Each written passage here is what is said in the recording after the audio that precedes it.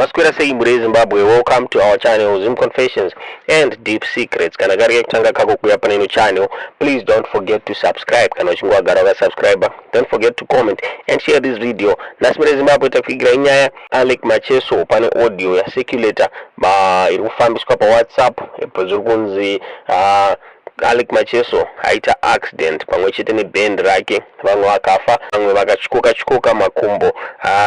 Ndofunga vaMacheso vazobuda vachitaura vachiti aiwa hapana accident yakaitika, band ravo riri safe, hapana accident yaitika, munhu wese ari safe muri Zimbabwe. Takakunzwisai audio iyi, then ndofunga murungono vaMacheso vakomenta pa Facebook vachitaura vachiti aiwa everything is okay, hapana accident yaitika muri Zimbabwe. Inzwai audio iyi motiudza zvamurifunga pamusoro penyaya iyi mucomment section.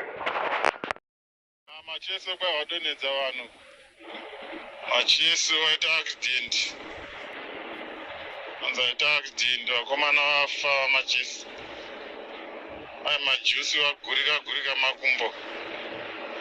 Amene regati kupiwa information yacho hanzoitika mamanje. Apasati pane full information. Macheso waita accident, band revanhu raita accident.